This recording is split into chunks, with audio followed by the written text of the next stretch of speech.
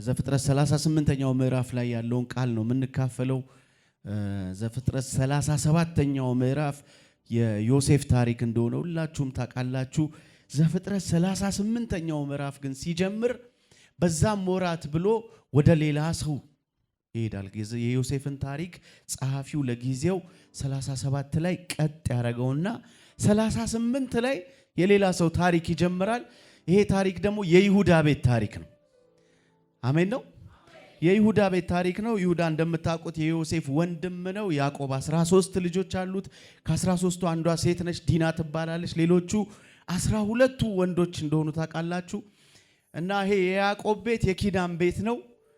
እግዚአብሔር በያዕቆብ ቤት በኩል ሊያስቀጥለው የፈለገ ኪዳን ስላለ እዛ ቤት ሰው እየፈለገ ባለበት ሁኔታ ነው እንግዲህ ይሄ 38ኛው ምዕራፍ ላይ ሰበር የገባው ማለት ነው። ጌታ ይባረክ። ጎናቸው ያለውን ሰው ዛሬ አንድ ምዕራፍ አንተ ህይወት ላይ ሰበር ይገባል በሉት። አንድ ምዕራፍ ወደ አንድ ሰው ቤት ዛሬ ሰበር ይገባል። ኢየሱስ ያድናል።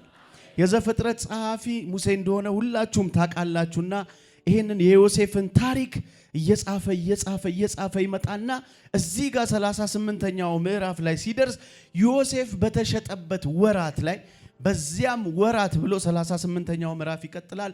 ይሁዳ ከወንድሞቹ ተነጥሎ ወጣ ይላል። በአባቱ ቤት እየኖረ ካለበት ከወንድሞቹ ጋር አንድ አይነት ህይወት እየመሩ ካሉበት የሆነ የቤተሰብ ላይፍ ያሳየንና ይሁዳ ከዚህ በኋላ እኔ ግን ተነጥዬ እወጣለሁ ብሎ ተነጥሎ ወጣ ይላል። ጎናቸው ያለውን ሰው ዛሬ መውጣት ይሆናል በሉት።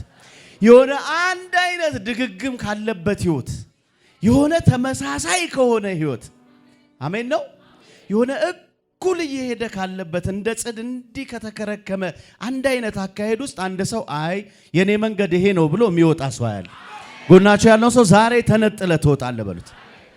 እግዚአብሔር ባንተ ሊሰራው ወደ ፈለገው ባንተ ሊያደርገው ወዳሰበው መንገድ ዛሬ ተነጥለ ትወጣለህ በሉት። አሜን የሚል አንድ ሰው ጌታ ይባረክ። ኢየሱስ ያድናል። ይሁዳ ከወጣ በኋላ ወደ ሌላ ቦታ ሄደ። ወደ አዶሎማዊው ቤት ወደ ኤራስ ሄደ ይላል። ከዛ በኋላ በዛ ስፍራ ከሄደ በኋላ የራሱን ላይፍ ስታይል ጀመረ።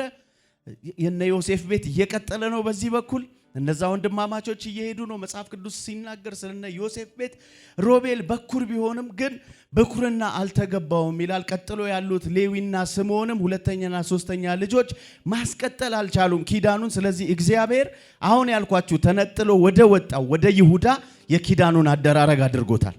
ጎናቸው ያለውን ሰው እግዚአብሔር የሆነ አደራረግ ባንተ ህይወት ይጀምራል በሉት።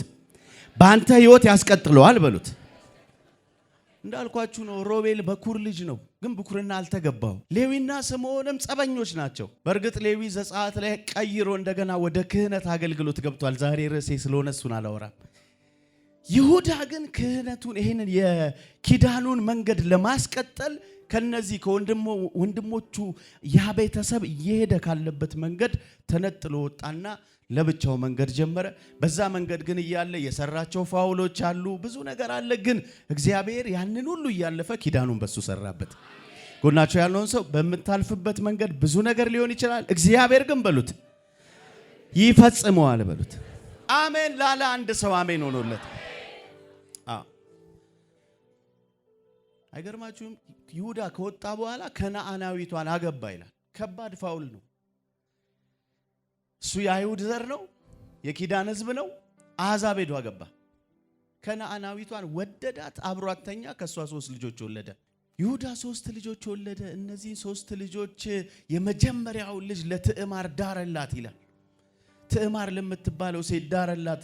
የመጀመሪያው ልጅ ምን እንዳደረገ ባናቅም መጽሐፍ ቅዱስ በግልጽ ባይጽፈውም በእግዚአብሔር ፊት አጸያፊ ነገር ስላደረገ ተቀሰፈ ይላል። የትዕማር ባል የመጀመሪያው ሞተ።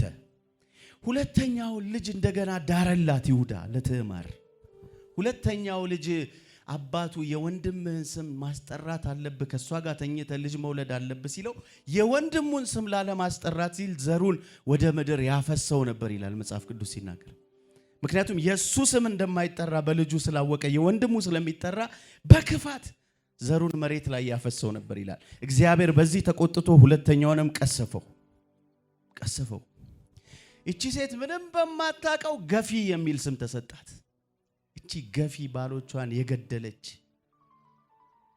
ዘራችን ውስጥ ገብታ ጨረሰቻቸው። ስለዚህ ይሁዳ ሶስተኛውን ልጅ ሊድርላት አልፈለገም። ሰበብ ፈጠረ። ሶስተኛው ልጄ እድሜው ገና ስላልደረሰ አልድርልሽም፣ ወደ አባትሽ ቤት ተመለሽ አላት። የመበለት ልብስ ጥቁር ልብስ ለብሳ ቬሎ ለብሳ የወጣችበት ቤት ተመልሳ ጥቁር ለብሳ ገባች። ምንም በማታውቀው በክብር ወጣ በውርደት ወደ አባቷ ቤት ገባች። ይሁዳ ሚስቱ ሞተች። በዚህ መሃል ከነዓናዊቷ ያቺ ያገባት ሚስቱ ሞተች። ከሐዘኑ ከተጽናና በኋላ ይላል በጎች ይሸልት ስለነበረ ወደ ተምና ሲወርድ እቺ ትዕማር ሰማች። ጎናችሁ ያለውን ሰው የሆነ ነገር ሊጀምር ነው በሉት። የሆነ ነገር ሊጀምር ነው በሉት። አሜን ነው። የዋዛ ሴት አይደለችም ትዕማር። አሃ አለች፣ ገፊ ተብያለሁ፣ ያለ ስሜ ስም ተሰጥቶኛል። ዛሬ ግን አውልቄ ጥዬ ወደ ኪዳን ይገሰግሳለሁ አለች። ገሰግሳል። ሰፈር የሰጠኝን ስም አውልቄ ጥለዋለሁ አለች። ሁኔታ የሰጠኝን የሐዘን ድሪቶ አውልቄ ጥላለሁ። እኔስ ወደ ተነገረልኝ ይገሰግሳለሁ። ጎናችሁ ያለውን ሰው ዛሬ ትገሰግሳለህ በሉት። ጀግና ሴት ናት። ይሄ ይሁዳ እየወረደ እንዳለ ወደ ተምና ስታቅ ይሄንን የባልቴትነት ልብሷን ይሄንን የመበለትነት ጥቁሩን ልብስ አወለቀችና ፏ ብላ ዘንጣ ወደ አደባባይ ወጣች። ሌላ ሴት መስላ መጽሐፍ ቅዱስ ሴተኛ አዳሪ መስላ ነው የሚለው። ፏ ብላ ወጣች። መንገድ ላይ ጠበቀችው። ይሁዳ ሲያያት አላወቃትም የልጆቹ ሚስት እንደነበረች። ጠጋለና አብሬሽ ማደር እችላለሁ አላት። አብሬሽ ማደር እችላለሁ ሲላት ምን ታረግልኛለህ አለችው። በጣም ዋይዝ ናት፣ ብልህ ሴት ናት። ምን ትሰጠኛለህ? አይ ከበጎች ከጠቦቶቼ መካከል አንድ የፍየል ጠቦት ሰጥሻለሁ እልክልሻለሁ ሲላት እስከዛ ድረስ መያዣ እፈልጋለሁ አለችው። መያዣ ዋይዝ ናት። መያዣ እፈልጋለሁ ስትለው ምን ልስጥሽ ታዲያ ስላ ቀለበትህን ወዲህ በል፣ አምባሩን ወዲህ በል፣ በትርህን ወዲህ በል አለችው። ተቀበለችው።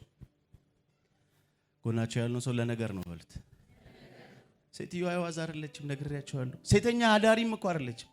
ያለ ፖዚሽኗ ወርዳ ነው ይሄንን እያደረገችው። ያየችው ግን አንድ ነገር አለ። ከሷ የሚወለድ የሆነ ኃያል ነገር አለ።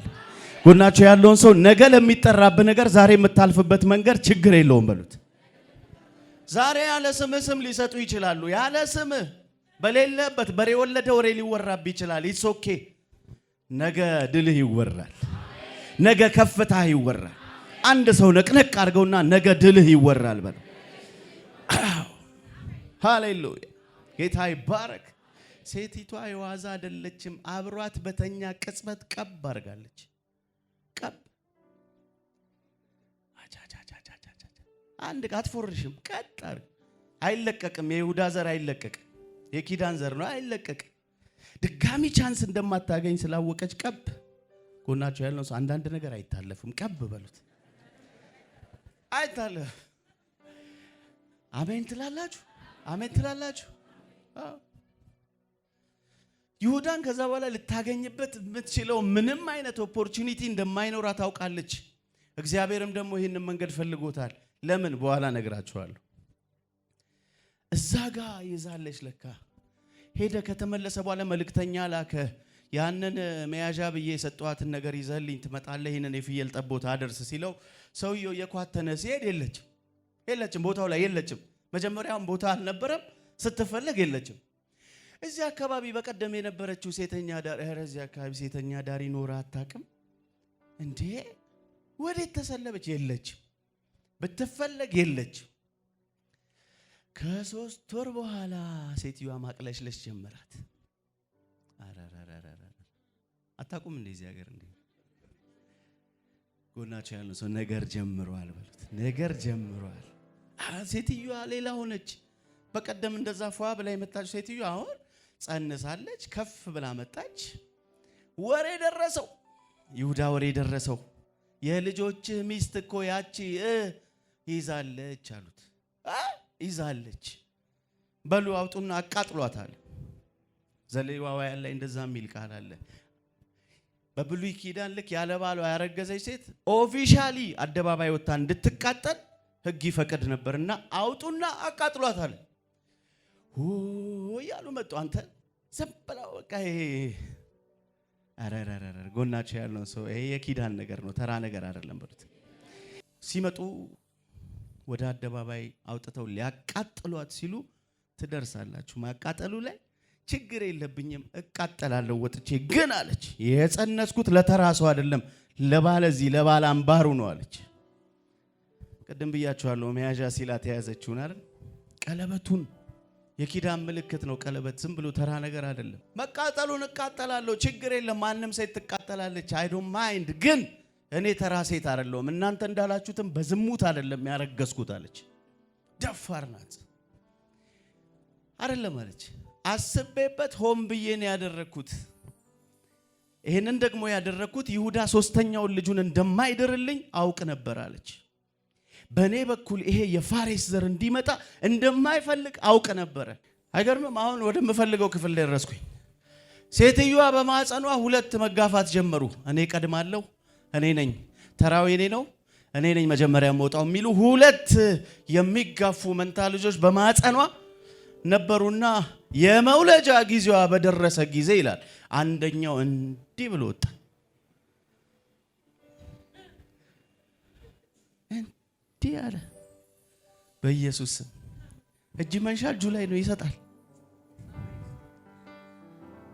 በስጦታ መጣ፣ በማባቢያ መጣ።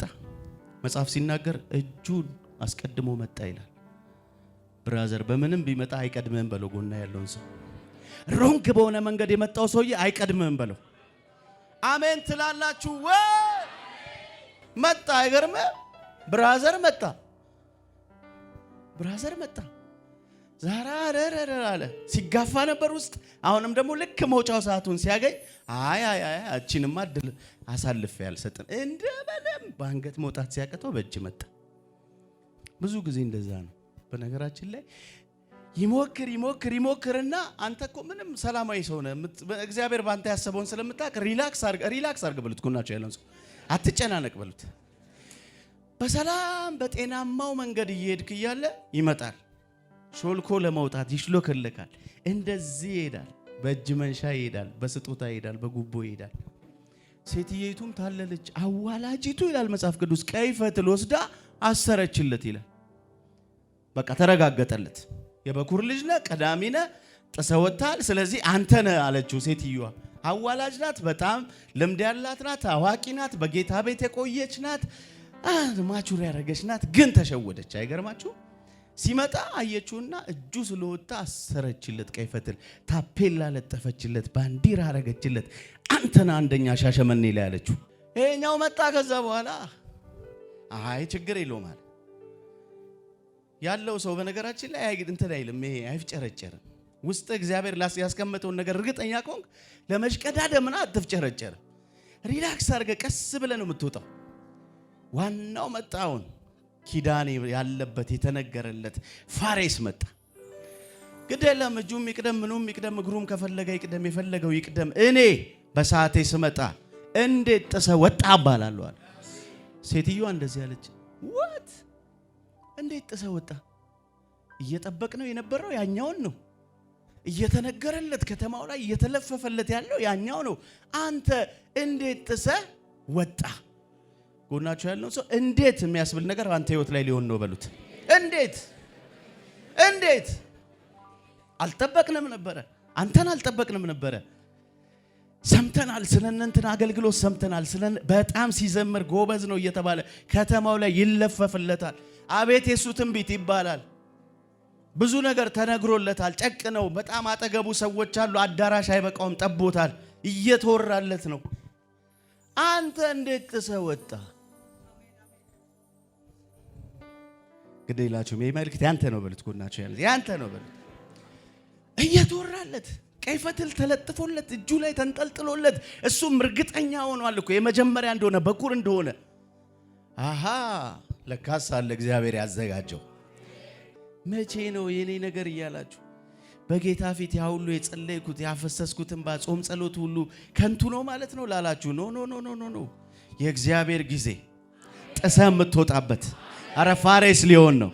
ጎናችሁ ያለውን ሰው ፋሬስ ሊሆን ነው በሉት። መነጋገሪያ የሚሆን እንግዳ ነገር። አሜን አሜን አሜን አሜን አሜን። የተወራለት እያለ የተነገረለት እያለ አንተና አንደኛ የተባለ እያለ ሴትዮዋ እንዲህ አለች፣ እንዴት ጥሰህ ወጣ? ሃው ይሄም በሰውኛ ጥበብ ነው ልል አልችልም። ከኋላማ የገፋ አንድ እጅ አለ። አረረረረ ከኋላ የገፋማ አንድ እጅ አለ። ዝም ብላ አይደለም የወጣው። የሆነ ስለምትችል አይደለም የወጣው። ድምጽ ስለሚያምር አይደለም የወጣው። ግጥም መጻፍ ስለምትችል አይደለም የወጣው። የሆነ የአገልግሎት ኤክስፒሪየንስ ስላለ አይደለም የወጣው። ጎናችሁ ያለውን ሰው የወጣው የሆነ የገፋ እጅ ስላለ ነው በሉት።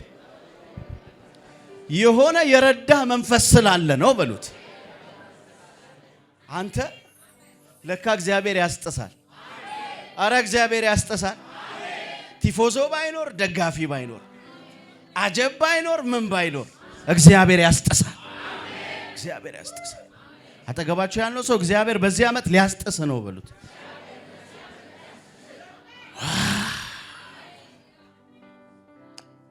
እኔ ያለው በዚህ ዓመት የሚነሱ ብዙ ዓመት መቼ ነው ሲሉ የቆዩ በጓዳ ብዙ የጸለዩ የእግዚአብሔርን ጊዜ ሲጠብቁ የቆዩ ጊዜው ደርሷል። ይሄ ጊዜ ያንተ ነው በሉት። አጠገባችሁ ያለውን ሰው ይሄ ጊዜ ያንተ ነው በሉት። አዎ ብያችኋለሁ ቅድም። ሰው የለጠፈባትን ስም አራግፋ ቀጠለች። አራግፋ አካባቢ የሆነ ነገር ብሎ ሊሆን ይችላል። አይመለከተኝም አይችልም ተብለ ሊሆን ይችላል። ሰው ፐርፎርማንስ ስለሚያይ አቋምን ስለሚያይ አለባበስን ስለሚያይ እግዚአብሔር ውስጥ ያስቀመጠው ግን ዱናሚስ ነገር ሲገለጥ ገንጥለ ትወጣል። ገንጥዬ ነው የሚሄደው በሉ እስቲ። ኖርማል የሆነ አወጣጥማ ማንም ይወጣል። ኖርማል የሆነ ወክ አድርጌማ አልወጣም፣ ገንጥዬ ነው የምወጣው። ጎናችሁ ያለ ሰው ወክ አድርጌማ አልወጣም፣ ሰብሬ ነው የምወጣው በሉት። ሰብሬ ነው የምወጣው። ግዴ ለምጨበጥ አድርጉትና ዛሬ ፋሬስ ነው በሉት። መልእክቱ ፋሬስ ነው ዛሬ በሉት። እንዴት ሰብረ ወጣ አንተ? እንዴት ዛራ እያለ የሚፋለም እያለ ብራዘር ከባድ እኮ ነው። አንድ ማፀን ውስጥ ሆኖ ግን ተጋፊ ነው። አንድ ማፀን ያለው ግን ወንድሜ ምናን አይልም። እንደምንም ጥሎ ማለፍ ነው። እንደምንም እየተፋለመ ያለው ኪዳን ያለውን ወደ ኋላ ለማስቀረት ኪዳን ያለው ወደ ኋላ አይቀርም። ሰብሮ ይሄዳል፣ ገንጥሎ ይሄዳል፣ አልፎ ይሄዳል። አልፎ ነው የሚሄደው። ቅባት ያለበት የፈለገ ቢሆን ብታሸው ቅባቱ ይወጣል እንጂ ምንም አይሆንም። የተቀባ ሰው ምንም አይሆንም። እኔ እንደተቀባ ሰው የምፈራው ሰው የለም። የተቀባ ሰው በጣም ነው ማከብረው፣ በጣም ነው ማከብረው። ብታሸው ብደቁ ሰው ከቅባት ውጪ ምንም አይወጣም ከውስጡ። ጎናችሁ ያለው ሰው እየታሸ ቅባት ይጨምራል በሉት። ይጨምራል በሉት። ይጨምራል። ቻሌንጅ ሲመጣ አሪፍ ነው። ሊጨምረው አኖይንቲንጉን ከፍ ሊያደርገው ሲፈልግ ነው እግዚአብሔር። አቤት ዛሬ እኔ መልእክት ነው የሚል አንድ ኃያል ሰው፣ የእግዚአብሔርን ጊዜ እየጠበቀ ያለ አንድ ኃያል ሰው። አዎ የእግዚአብሔር ሴት መልእክቱ ነው ይሄ። በቃ የቸርቹ መልእክት። አዎ ኢየሱስ ያድናል። አረ አሜን፣ አረ አሜን። እንዴት ጥሰህ ወጣ? ሃው በምንም ካልኩሌሽን ልታገኘው አትችልም። ይሄንን ሊያስረዳ የሚችለው የመለኮት ዓለም ብቻ ነው። እሱንማ ይላል ከላይ ሲናገርልህ እኔ ረድቼው ነዋ። አጃጃጃጃጃጃጃ ጎናችሁ ያለውን ሰው አለለ በለው። የሚረዳህ አለ፣ የሚያግዝህ አለ በሉት።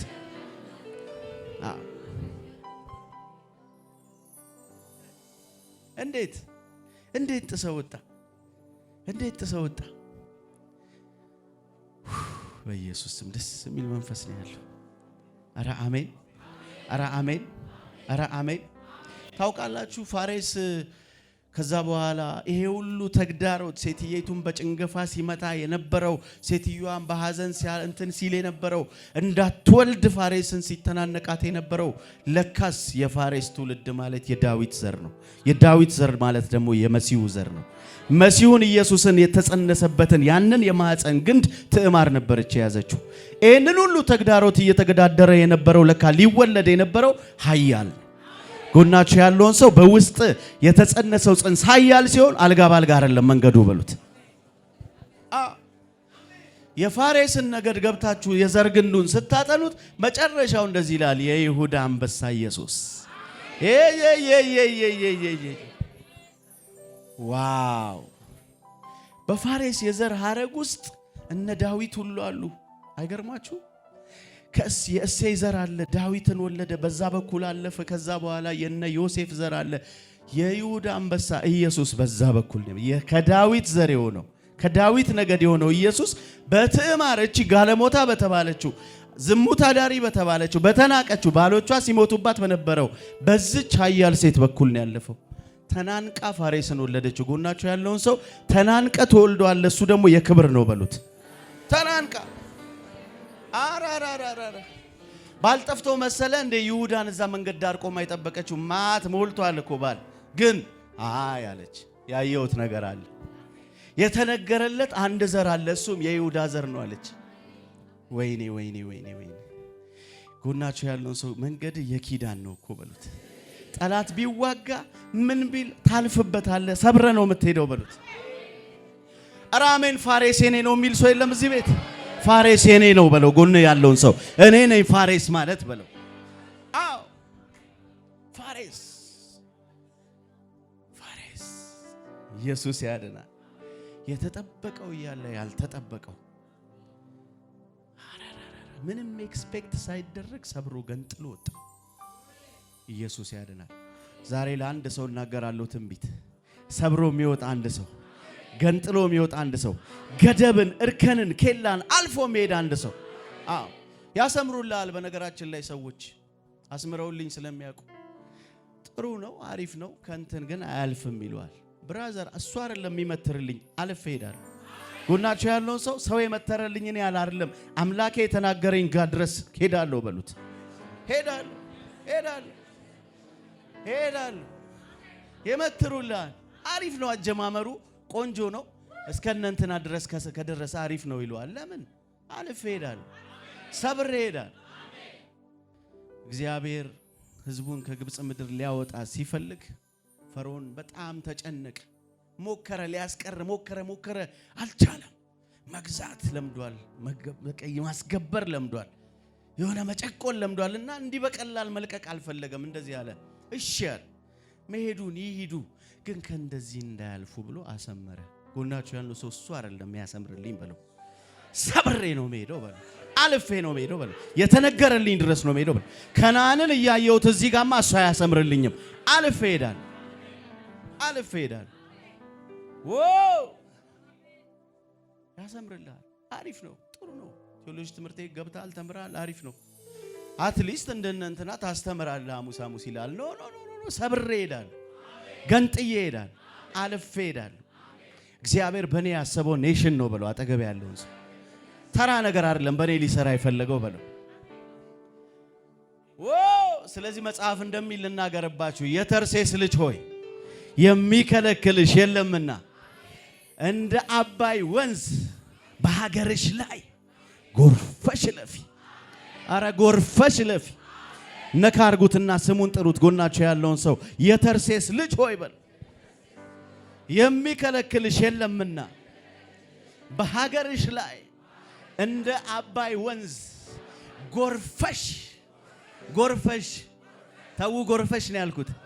ወክ ያረግሽ አላልኩም፣ ጎርፈሽ ነው ያልኩት። ወይኔ ኢየሱስ ያድናል። አራሜ አንድ መዝሙር ብንዘምር ደስ ይለኛል። የካሳ ዘመን ብንል ጎናችሁ ያለውን ሰው የካሳ ዘመን እንለበል። እንዘምር እንዴ? እንዘምረው እስቲ። ኢየሱስ ያድናል።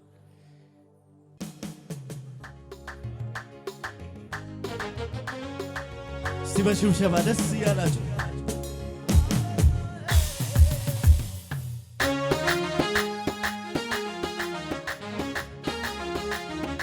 ቅዱሳን እስቲ ያሸብሽቡ ደስ ያላችሁ።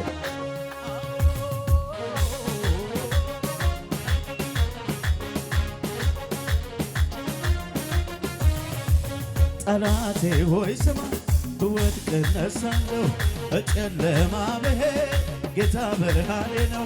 የጠራኝ እግዚአብሔር አይጥልም አውቃለሁ። ከሳሼ ሆይ ስማ ብወድቅ እነሳለሁ። በጨለማ ብሄድ ጌታ ብርሃኔ የጠራኝ እግዚአብሔር አይጥልም አውቃለሁ። እንዳልሰማ ያንተን ስብከት ውሸታም የውሸት አባት ፈጣሪዬን ለኔ ልታማ ብዙ ሞከርክ መች ልታቅማማ። እኔስ የማውቀው ይሄን ነው እግዚአብሔር ለኔ መልካም ነው። እኔስ የማውቀው ይሄን ነው ኢየሱስ ለኔ ደግ ነው። እኔስ የማውቀው ይሄን ነው አባቴ ለኔ መልካም ነው። በሽብሸባስ በቆዘምኩበት ዘመን ፈንታ ከፍ ሊያረገኝ ደጉ ጌታ መከራዬንም ሊያስረሳኝ ቀኑን ጠብቆ መጣኝ። ባለቀስኩበት ዘመን ፈንታ ደሞ ሊያስቀኝ ደጉ ጌታ መከራዬንም ሊያስረሳኝ ቀኑን ጠብቆ የካሳ ዘመን የክብር ዘመን የሞገስ ዘመን የቅባት ዘመን የድል ዘመን አለ ከፊቴ አለ ከፊቴ ሎጣ ልውረሰው ወግር ጠላቴ ዞር በል ጠላቴ የበቀል ቅባት ስላረፈብኝ ኪዳነ ፈርሷል የበቀል ቅባት ስላረፈብኝ ከላይ አዞልኛል የሰማይ አባቴ ሞልቶ እንዲትረፈረፍ በበረከት ቤቴ የሚያስፈልገኝን ስለሚያውቅልኝ ከኔ ይልቅ ለኔ የሚያስብልኝ አባት አለኝና እጅግ ባለጠጋ ለምንስ ልሳቀቅ እንዴት ብዬ ልስጋ ጠላቴ ሆይ ስማ ብወድቅ እነሳለሁ በጨለማ ብሄድ ጌታ ብርሃኔ ነው። የጠራኝ እግዚአብሔር አይጥልም አውቃለሁ። ጠላቴ ሆይ ስማ በጨለማ ብሄድ የጠራኝ እግዚአብሔር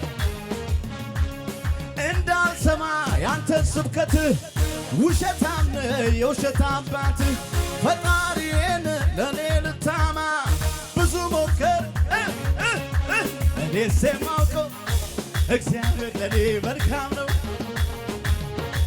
እኔስ የማውቀው ይሄን ነው ኢየሱስ ለኔ ደግ ነው። እኔስ የማውቀው ይሄን ነው አባዬ ለኔ መልካም ነው። እኔስ የማውቀው ይሄን ነው ኢየሱስ ለኔ ደግ ነው። ከሙዚቃው ጋር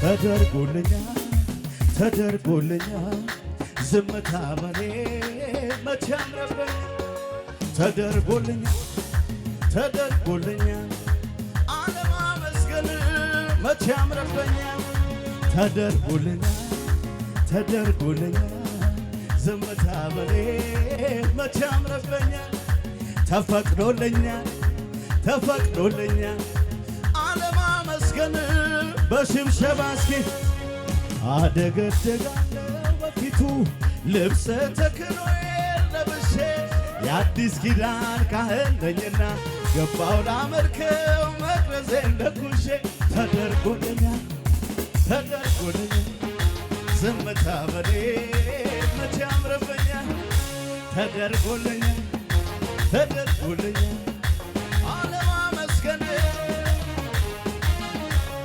እንደ አቤል መሥዋዕት ከተቀበለልኝ የኔንም ዝማሬ እሱን ደስ ካለው ዘመኔ ይጠቅልል ዘምሬ ዘምሬ መዝሙር አላቆምም እስትንፋሴ እስካለች በዚች ምድር ላይ ሌላ ምን ሥራ አለኝ የተፈጠርኩትስ ለዚሁ አይደል ወይ? አንድ ላይ አዎ ያረገልኝ አዎ አምልኮዬ አዎ ያለኝ ይኸው ይኸው እልልታዬ አዎ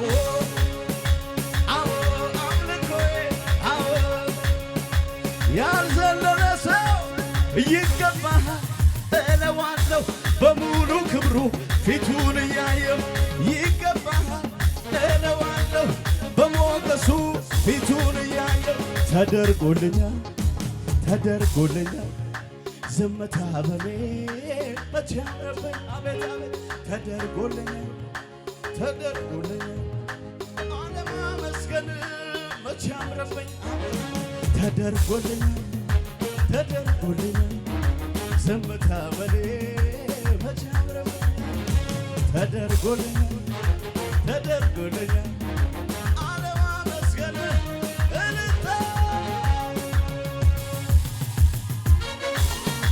ክብር ክብር ክብር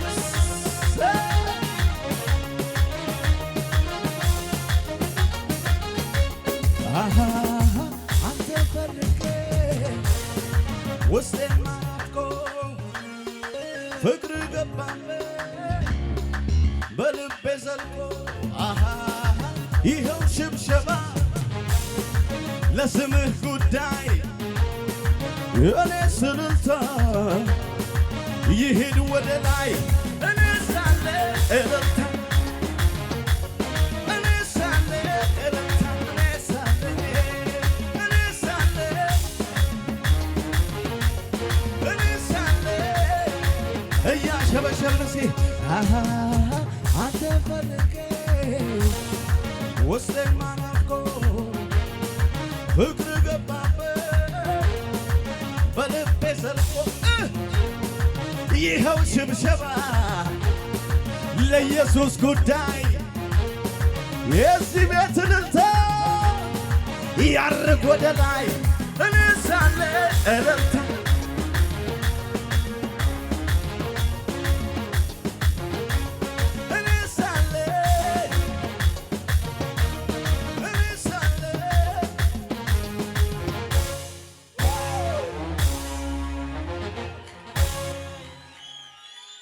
ግዴ ለማጠገባቸው ያለው ሰው ነቅነቅ አድርጉትና ዛሬ ጥሶ መውጣት ሆኖልሃል በሉት። ውይ ምን አይነት መንፈስ ነው ያለው ደስ ሲል። እንደው በጣም እያከበርኳችሁ በጣም እየፈራኋችሁ አጠገባችሁ ካለው ሰው ጋር ወንበር ትቀያየሩልኛላችሁ። ይኸው ዛሬ ስፍራ ቀይራችኋል። ትናንትና በምትጠሩበት ስም አትጠሩ። እንዴት ጥሰህ ወጣ? እዚህ ጋር ነበር እንደምናከ እዚህ ጋር ምን አመጣ? ጎናችሁ ያለው ሰው ዛሬ መነጋገሪያ የሚሆን ነገር አንተ ህይወት ላይ እየሆነ ነው በሉት። እየሆነ ነው በሉት። እየሆነ ነው በሉት። መንፈሳዊ ዓለም ዛሬ እየሰራ ያለው ስራ አለ አንተ ላይ በሉት። አሜን ነው። ዋው! ኧረ ኢየሱስ ያድናል። ኧረ ኢየሱስ ያድናል።